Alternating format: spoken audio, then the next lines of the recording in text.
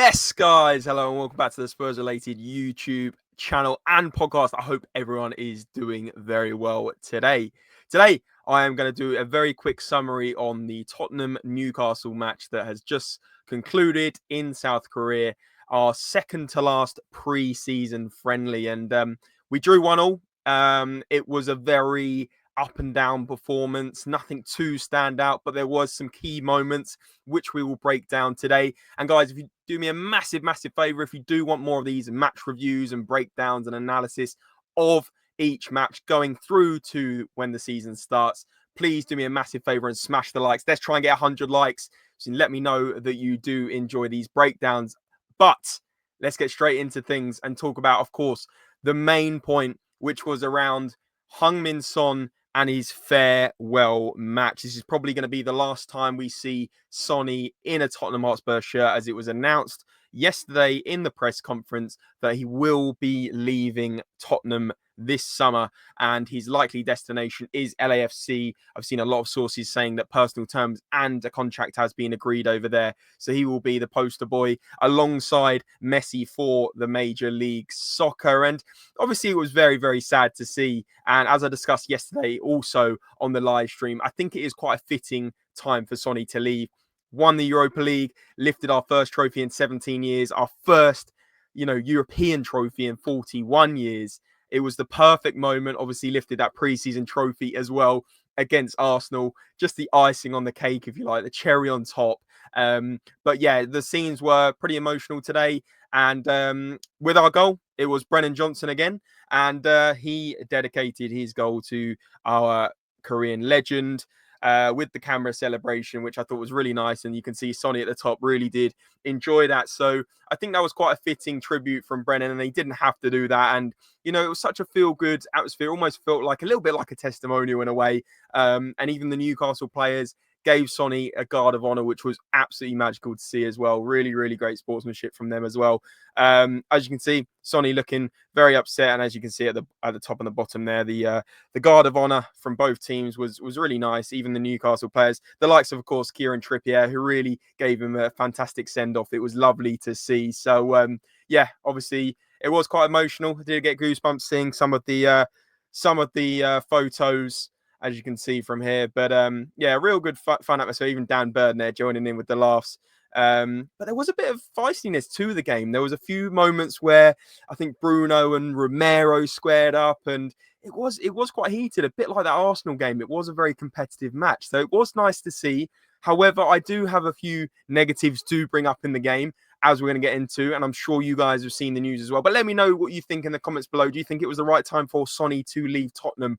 And also let me know your thoughts on the game. But as we break it down a little bit further, guys, as you can see at the end of the game, Sonny was getting thrown up in the air by all the players. And Thomas Frank confirmed that it's very likely Sonny's last game because it's very close, of course, to him leaving the club. And it's likely that he's going to be going to LAFC. But the bad news, and guys, I said there was a little bit of bad news. James Maddison went off on a stretcher, which was absolutely gutting to see. As we know, he's had a lot of injury problems. And Thomas Frank, after the game, said that we're pretty sure it was the same knee he injured before, which is, of course, a bad injury. Some people saying it could be ACL. Some people saying it could be a knock-on effect from that injury. But either way, it looks like it's going to be months on the touchline. We obviously don't know the extent yet, but that creates bigger problems for Tottenham in terms of the starting 11, right? We have Deki, Kulusevski as the other 10 option, but the plan was probably for Thomas Frank to play him more on the right-hand side. Obviously, we have Morgan Gibbs-White lined up. That deal fell through. And now James Maddison being out injured. Who do we now play at the number 10? I think it's a very difficult situation. You've got Jamie Donnelly, obviously a younger player that can play in that position. And even Lucas Bergvall can play a little bit further forward. We saw actually Pape Matar playing more further forward in an advanced role in central midfield today. Obviously, he's been doing well in terms of being on fire in pre-season. I think 3 goals. But I just think this is such a shame. And now the question begs is, do we need to go out there and buy a number 10? Because I'd argue we probably do. Xavi Simons fits the bill perfectly, can play off the left as well. But guys, let me know what you think. Do you think Tottenham need to sign a 10 now? Because that is a very bad news. And of course, everyone at Spurs Related wishes James Maddison the very best of luck with his recovery, and best wishes to him. But in terms of the match ratings, guys, this is Football London, Alistair Gold's match ratings. As you can see from the descriptions in some of them, Kingsley getting a 5. I think that's a little bit harsh, maybe out of 10. But I'd say Kingsley probably deserves a 6. Porro getting a 6. He left Jolinton unmarked from a free kick, and he headed just wide, and that could have changed the complete complexity of the game. So I thought Kevin Danzo was excellent. He's probably one of the highest rated on here alongside Romero. They're looking to be a pretty good centre-back partnership, so it's good to see that we have options at centre-back. You've always got Vuskovic as well to come into the mix, so very, very positive stuff. Ben Davies got a 6, but I think I agree with this point here. He struggled to get down the flank, and came off not long after his best friend Sonny, which was, of course, lovely to see. Ben Davies and Sonny being best of mates for at least 10 years now, which was really nice. As we move on to some of the other match ratings, Bentancur, probably one of the best players on the pitch, as well as Archie Gray, with both with 8s. Bentancur is really coming back into it. I actually said on the stream the other day that I thought, he's had a knock-on effect from his injury, but actually I think he's really picked it up, and I think he's doing really, really well since then. He was very composed on the ball, never looked rushed, and only played the first half, but was very decent. And similar for Archie Gray, some good runs, good passes, and dribbling, and he kept it up into the second half before coming off. Sarr maybe didn't have his best game. Alistair Gold's given him a 6. I'd say maybe a 7 would be fair for that. But he was playing in an unrecognised position, much more of a forward position into the number 10. You could argue it was a more advanced 8 role. But Brennan Johnson, obviously, good finish into the left-hand side of the nets from just outside the box. I think it took a small deflection, but good finish again, and good to see Brennan Johnson back on the score sheet. His goals will probably be very important this season. And then Sonny getting a 10, obviously, not based on his performance today, but over the years, as Alistair Gold's put, we're dispensing the tradition and rating him at his time at Spurs. And Tell, we've got to talk about Tell, guys, because he missed an absolute stinker. He had a shocker. He was through on goal. Someone put him through on goal. Great speed to get 1-on-1. He decided to do a step over, an inside step over, which was the most unconvincing thing I've ever seen, and he put it straight down the throat of Nick Pope. It was pretty embarrassing, I'm going to be honest. We just need to show, he's young, but he needs to show more composure. What was the step over? I don't know if he thought that was a good idea or he was trying to showboat, but either way, guys, let me know what you think of that, because I think it was an absolute stinker. Maybe I'm being too harsh, but Tell's finishing does need to improve, and it's something to be worked on. In terms of some of the subs that came on, Van der Ven, Bergvall got 7s, Kudus, Richarlison, Basuma with 6s, and of course Maddison with an NA because of what happened, getting injured off the ball. I thought Heung actually got an NA here, but I think he had a pretty bright spell when he came on, made a couple of really nice runs, and put in a couple of nice shifts and challenges. So I think he deserves an honourable mention as well. Maybe it's the sign of a changing of the guard, our new South Korean forward, potentially to replace those big boots of Heung-min Son. So, yeah, we'll see what happens. But in terms of the stats, Newcastle had much more of the ball. They had more shots. We had more shots on target, and only one big chance in the game. I'll be honest, it wasn't a great game, guys. And we had, like I said, much less of the ball, half the amount of passes as Newcastle. But the one thing I'm a bit concerned about, guys, is how in pretty much all of these preseason friendlies, especially against Arsenal and Newcastle, we're playing such a low block.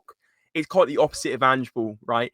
I see at times the bank of 4, then the bank of 4 midfielders, and then it's quite negative at times. And I think maybe Frank's just trying to get used to how this defense plays, but I think there needs to be a player in there in the midfield that can play through the lines, receive the ball from the defense, and really drive us on. And at the moment, it's looking very unneat and not too convincing going forwards.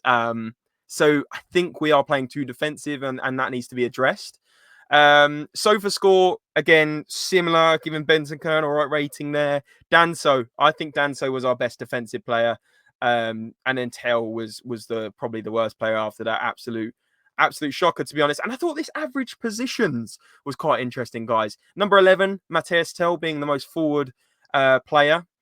14 being Archie Gray. He's one of the most forward players. Also very interesting. Brennan Johnson, as far back on average, it's the halfway line in number 22. And I think it's also interesting that we seem to be moving more towards the right-hand side when defending and more the left-hand side in attack. Now, that could be to do with the fact that Newcastle attacked down our left side more. Down our right side more, and potentially saw Porro as the weaker defender. So that could explain that graph. But I think it's maybe too much to read into here. But definitely food for thought that Tell is almost our forward today. Obviously playing it up front instead of Solanke, but very much very far forward and onto the right, whereas naturally he is more of a left-sided player. So I think that's interesting. But let me know what you think of that, guys. And of course, there it is again, Heung Son announcing that he is leaving Tottenham Hotspur.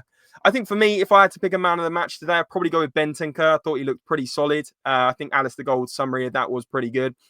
And as I said, what are we going to do about this number 10, guys? James Maddison with a bad injury. That is probably the worst news of the day. As much as it was emotional that it was Heung-min Son's last appearance in a Tottenham shirt and one of my favourite players of all time, I am concerned about the season now with no James Maddison, because I think he is a key player in that system. And without Morgan Gibbs-White, who is it we have to now go out and buy? I think we have to be quick, we have to be smart, and we have to act now. But guys, if you did enjoy that little 12-minute summary, please do me a massive favour and smash the likes, and I'll do many more of these match reviews going forward for the season. Hopefully that was helpful. Hopefully that gave you some insight into the game today. If you could do me a massive favour, like I said, smash the likes, smash the subscribe if you're new to Spurs Related, and turn on those noti bells. Give me a little ring, ding, ding in the comments below, and I'll see you again very soon for another episode on Spurs Related.